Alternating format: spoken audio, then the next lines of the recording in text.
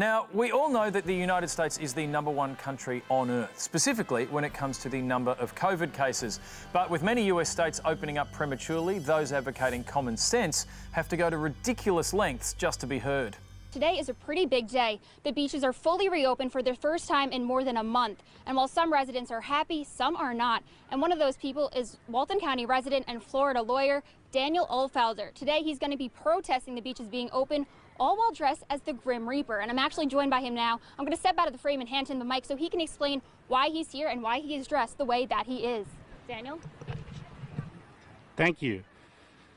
Yeah, I'm here today to try to make a point that we need to, I think it's premature that we open our beaches. And a special shout out to Faith Graham there, doing her best to socially distance from death himself. For more on this, let's fire up the satellite and welcome our new US correspondent, Rosebud Baker. Now, Rosebud, you're not just a comedian, you're also the granddaughter of former Secretary of State James Baker. Does that make you extra qualified to comment on US politics? I think I speak for my grandfather and his legacy when I say absolutely not. I know you say that I'm not just a comedian, but he would say otherwise.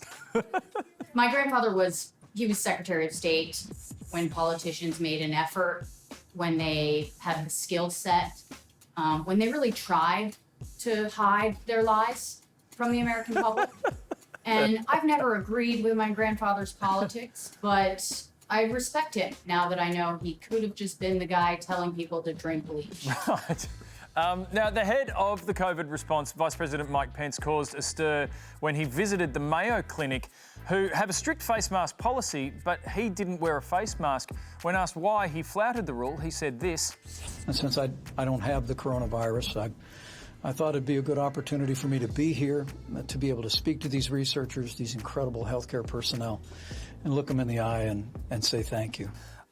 Is he helping? I don't know. What is he talking about? I don't understand. Some people might say that's a simple mistake. Okay, but that's not a simple mistake. You don't mistakenly say, hey, I would have worn shoes today, but I wanted to shake your hand. You don't mistakenly say, oh, I would have gone to the bathroom before the trip, but I wanted to hold it in case I got thirsty. He's not helping, is what I'm saying. No. Now, a lot of Americans aren't happy to be in isolation. American militia stormed the Michigan state legislature to demand an end to the lockdown so that they could return to work. That terrifies me. Does it worry you? It does worry me. What worries me more is the fact that they stormed the state legislature with guns and they were let in after their temperatures were taken.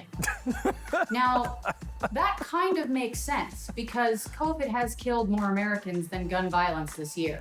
But I think that's why they want to get their hands on it. They're sitting outside of the legislature and they're going, guns don't kill people, COVID kills people. Now let me get back to work so I can get my hands on that sweet CO-19. Well, Rosebud Baker, should you survive, we will have you back on the show shortly. Thank you very much. Thank you very much, Charlie.